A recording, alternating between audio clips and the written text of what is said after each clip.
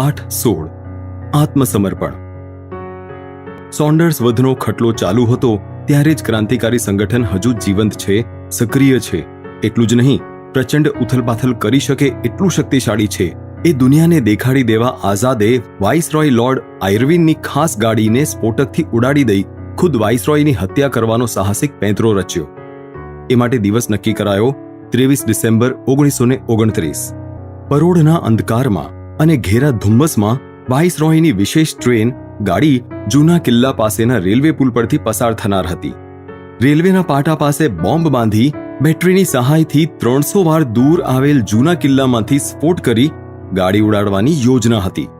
સ્ફોટ થતાં જ રેલવેના પાટા ઉદ્ધવસ્ત થઈ ગાડીના ડબ્બા પુલ પરથી નીચે નદીમાં પડશે એવી અપેક્ષા હતી. પ્રત્યક્ષ કાર્યવાહી ઇન્દ્રપાલ અને યશપાલ કરનાર હતા.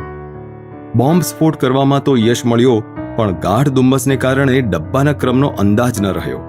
તેમજ બોમ્બ સ્ફોટની ક્ષમતા ઓછી પડવાથી રેલવેના પાટા અપેક્ષા પ્રમાણે ઉખડી ન ગયા.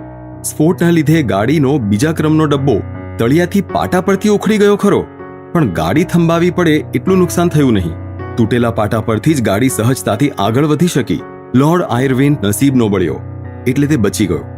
ધુમ્મસનો લાભ લઈ યશપાલ અને ઇન્દ્રપાલ નાસી છૂટ્યા.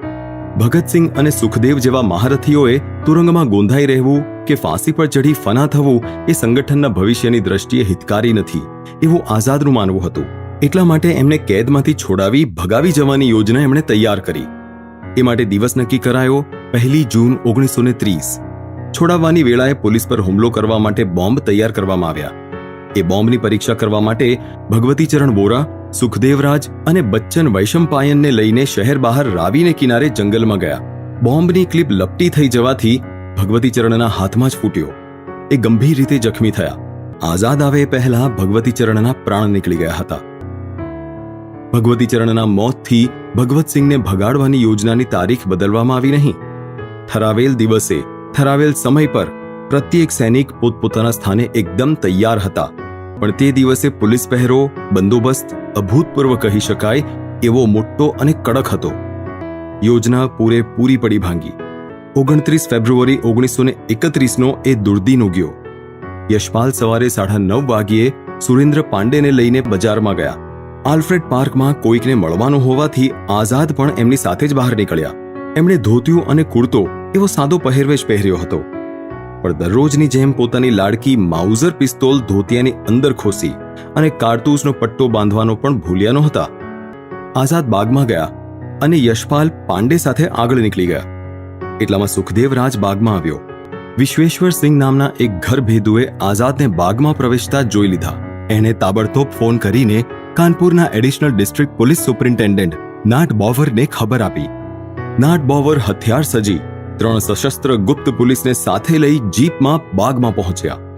આઝાદ પર પિસ્તોલ તાકી એ દિશામાં આગળ વધી આઝાદને અટકાવ્યા. વિદ્યુત વેગે આઝાદે માઉઝરને હાથમાં લઈ બોવર પર ગોળી છોડી, પણ એ જ વખતે એના પર છોડાયેલી ગોળી તેમના પગમાં લાગતા એ નિશાન ચૂકી ગયા. બોવરે ઉપરા છાપરી છોડેલી ગોળી એમની છાતીમાં ઘૂસી ગઈ, છતાં એમણે બીજી ગોળીથી બોવરને લક્ષ્ય બનાવ્યો. આ લાગનો લાભ લઈ ચિત્તા જેવી ઝડપે એમણે એક મોટા વૃક્ષ તળે આશ્રય લીધો. બંને બાજુએ ગોળીઓની રમઝટ બોલવા લાગી. આઝાદ એકલા, એકાકી, સાથે માત્ર ગણીગાંઠી કેટલીક ગોળીઓ, કારતૂસો. લડાઈ વિષમ હતી. એટલામાં આઝાદે દૂર ઝાડવામાં છુપાયેલા વિશ્વેશ્વરને જોયો. એ અવસ્થામાં પણ એમણે એટલી દૂરથી એમના પર નિશાન સાધ્યું. વિશ્વેશ્વરનું જડબું ફાટી ગયું. પોલીસની વધારાની કુમક આવી. આઝાદના પિસ્તોલમાં એક જ ગોળી સિલક રહેલી. છેવટની ગોળી છાતી તરફથી પેટમાં મારી એમણે પોલીસના હાથમાં જીવતા ન પકડાવાની, સાંપડવાની પોતાની પ્રતિજ્ઞા સાચી પાડી. તેમના મોતની ખાતરી થતાં પોલીસે તેમના મૃતદેહને તાબામાં લીધો. રસૂલ ઘાટ પર પોલીસે તેમનો અગ્નિ સંસ્કાર કર્યો. જે વૃક્ષ તળે આઝાદે અંતિમ શ્વાસ લીધા એ વૃક્ષને લોકોએ સમાધિ સ્થાન માની ત્યાં પૂજા અર્ચના, દીપ ધૂપ કરવાની શરૂઆત કરી.